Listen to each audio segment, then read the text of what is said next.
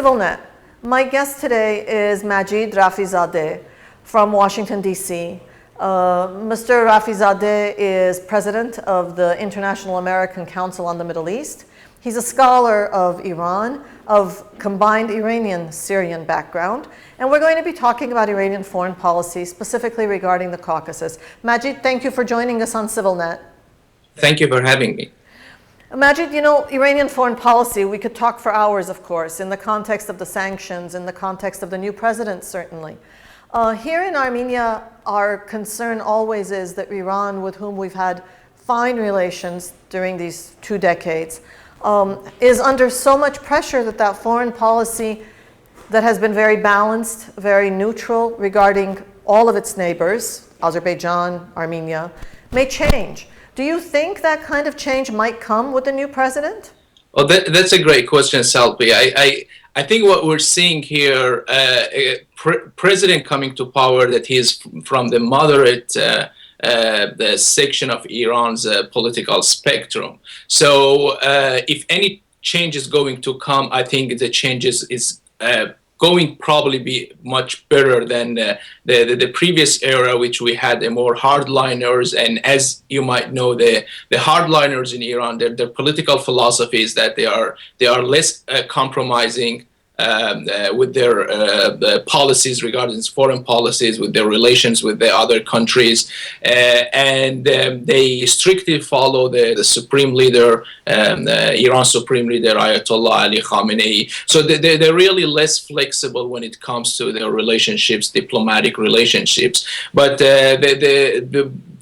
But so far, again, we just hearing announcement from the new president Hassan Rouhani, and we have to wait and then see how the relationships between Iran, Armenia, Azerbaijan, and other countries north of Iran will develop. But I think many analysis indicates that the relationship will get better, and that's again because Iran's relationship with other countries in the region, west of Iran or east of Iran, and Iran relationship with the West and the United States might change under Hassan Rouhani's presidency. How about the relationship with Turkey? Because of course, that's another one of those situations where the bilateral relationship will certainly affect us.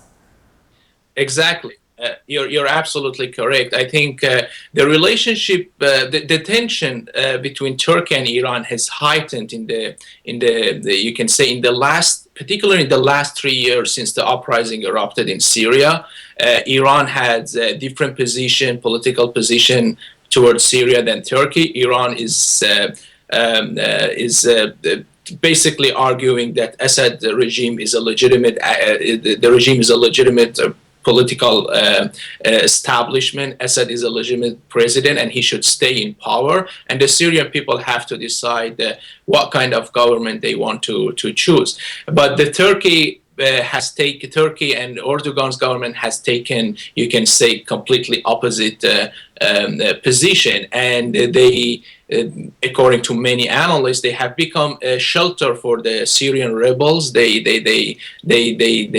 allowed the Syrian rebels to hold conferences. They ask Assad to step aside. So the tension is basically because of their the heightened tension is due to their position on Syria, and this has heightened. But again, I think what the difference that you might witness now with in Hassan Rouhani's presidency and the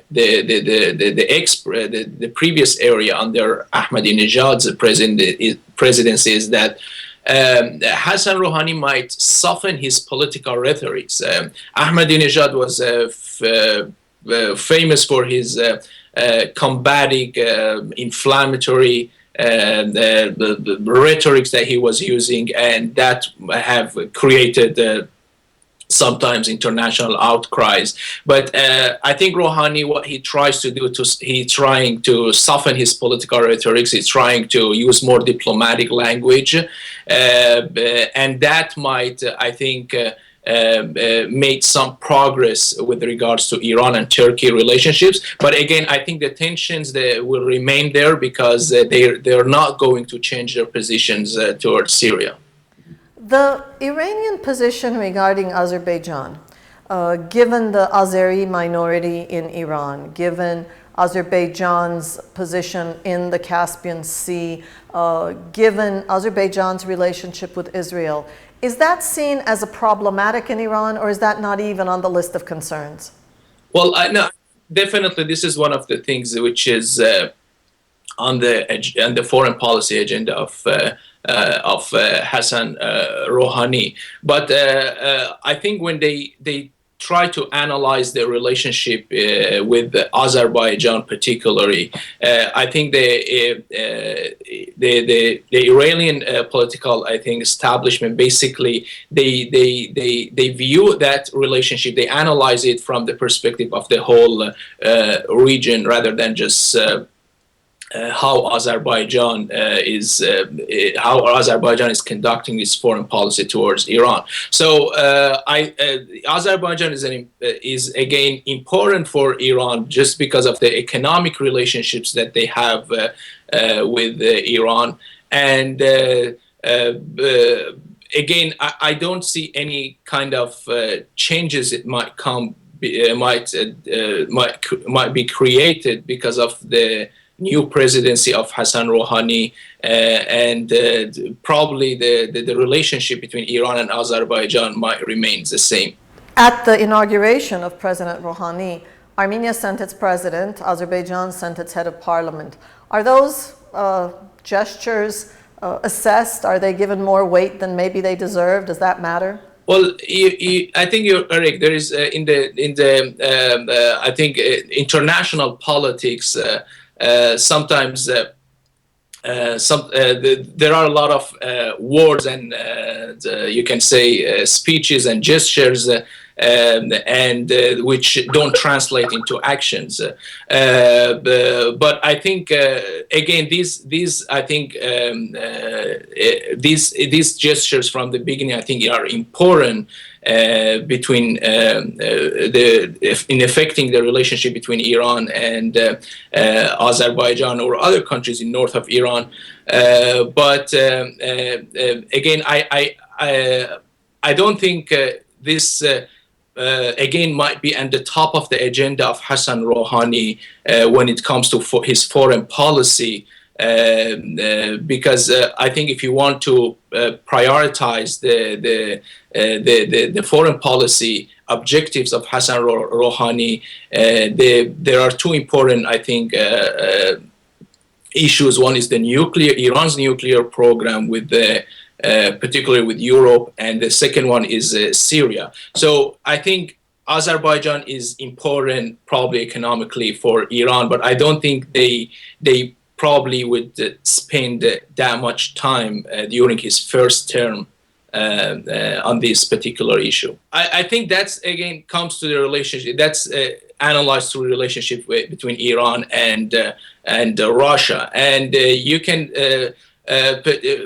Iran is really influenced when it comes to Georgia is influenced by the policies of Russia, and again that is connected to Iran's nuclear program and how Russia reacts in the UN Security Council and what decision Russia is taking in let's say imposing sanctions on Iran or opposing or vetoing any sanctions that comes towards Iran. So I think again, I think it is difficult to see that the relationship might change between Iran and Georgia in the first term, and again, the focus is going to be more on Iran's relationship and improving that relationship with the West than really changing any relationship with Georgia. Or with that regards with Azerbaijan. As I listen to you explain this, it occurs to me that each one of Iran's major foreign policy issues will have its impact on Armenia, whether it's Iran-Syria, where there's a huge community, whether it's Iran-Turkey for many obvious reasons, Iran-Azerbaijan, of course, Iran, Georgia, of course, Iran in the West, most certainly. So here we are in Armenia, on the one hand, very grateful that Iran's foreign policy has been as balanced as it has been regarding Armenia and the neighbors. And on the other hand, of course, always very concerned about how any one of those tilts will impact us. Right. I think Iran's relationship with Armenia, I think you can say, is one of the I think best diplomatic relationship and also economic relationship.